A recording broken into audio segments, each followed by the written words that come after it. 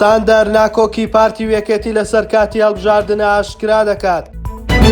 وەزارەتی نەوتی عێراق داوا لە وەزارەتی سامانە سروشتیەکانی هەرێم و کۆمپانیاکان دەکات بە پەلا نوێنەریان بۆ بەغدا بنێرن.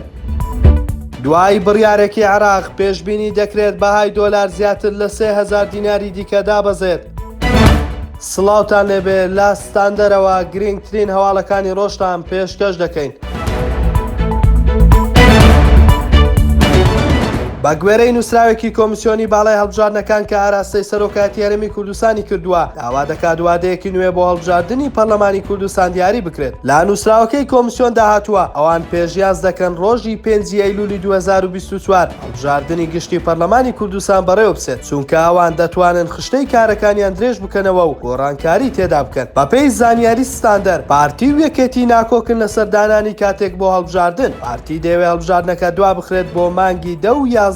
یەکێتیش لە بەرامبەردا دەوێت هەڵبژاردنەکە لە زووترین کاتدا ئەنجام بدرێت. پێدەچێت وەک چارەسەرێکی مامناوەند لە دوای 15 تاوەکو یەکیدا وادەیەک دیاری بکرێت بۆ ئەوەی هەڵبژاردننی پەرلەمانی کوردستانی تێدا ئەنجام بدرێت. لا نوێترین نووسراویدا وەزارەتی نەوتی عێراق کە ئاراستەی هەریەک لە وەزارەتی سامانە سروشتیەکانی هەرێم و کۆمپانیا نەوتیەکانی لە هەرێم کردووە داوای کردووە بە پەلە نوێنەریان بنێرن بۆ بەغدا بە مەبەستی دەستپێکردنەوەی گفتوگۆکان بۆ دووبارە هەناردەکردنەوەی نەوتی کوردستان لە ڕێی بەندەری جیهانی تورکیاوە. پێشتر بەغدا چەند جارێک کۆمپانیەکانی تاوانبار کردووە بەوەی هێشە بۆ ڕێکەوتنەکە دروست دەکەن و داوای پارەی زۆر دەکەن. شایانی باسا بە گوێرەی یاسای بودجەی عێراق پێویستە هەرێمی کوردستان بۆ وەرگرتنی شایستە داراییەکانی ڕۆژانە 400,000 بەرمیل نەوت ڕادستی سۆمۆ بکات، بەڵام بەهۆی ناڕازی بوونی کۆمپانیاکان لەو بڕەپارەی بەغدا بۆ دایناون لاوکو ئێستا پرۆسەکە دەستی پێ نەکردوتەوە و ئەمەش زیانی بە ئابووری هەرێمی کوردستان گەیاندووە و بەو پێی ئێستا کە فرۆشتنی نەوت بە ڕێگەی قاچاق و نرخی هەرزان بەردەوامە.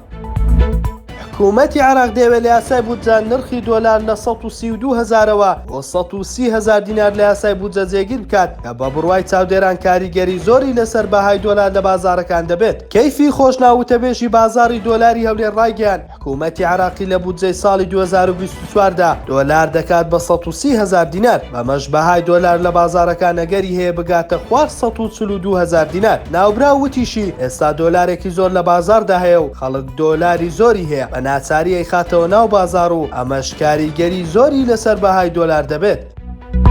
ستاندەر نووسمان پێشکەشکردن شاد و کامەران بن.